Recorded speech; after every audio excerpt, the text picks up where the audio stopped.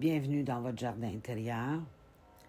Aujourd'hui, j'aimerais vous parler d'un moment que beaucoup vivent dans une relation, mais que peu savent vraiment nommer. Ce moment où l'on sent que l'amour est là, mais que quelque chose d'essentiel manque pour que le couple tienne. Dans un couple, ce n'est pas toujours l'amour qui manque. Parfois, c'est le travail intérieur. Le travail intérieur, c'est ce qui permet de rester présent quand la relation devient inconfortable. Au lieu de se fermer, de se justifier ou de partir. C'est aussi la capacité, au lieu d'accuser l'autre, de regarder avec honnêteté ce que l'on a fait vivre à l'autre. Les silences prolongés, les demi-présences, les départs sans explication, les moments où l'on est là physiquement, mais absent émotionnellement. Aimer ne suffit pas si l'autre se sent insécurisé, confus ou constamment en attente.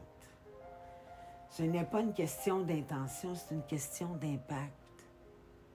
Quand ce travail intérieur n'est pas fait, les gens ne partent pas parce qu'ils ne ressentent rien. Ils partent parce qu'ils ne savent pas rester avec ce que la relation réveille en eux.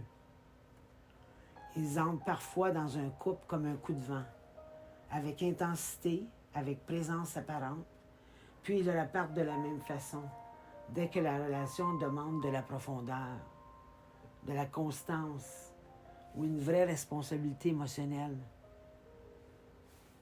Cette prise de conscience ne rend pas dure, elle rend claire.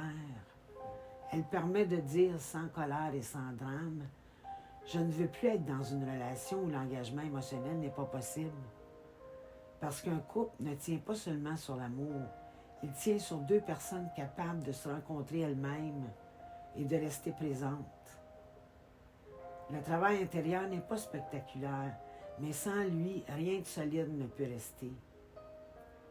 Si ce sujet vous parle, vous pouvez l'écrire en commentaire. Et si cette capsule résonne pour vous, n'hésitez pas à cliquer sur j'aime et à la partager. À bientôt dans votre jardin intérieur. Merci.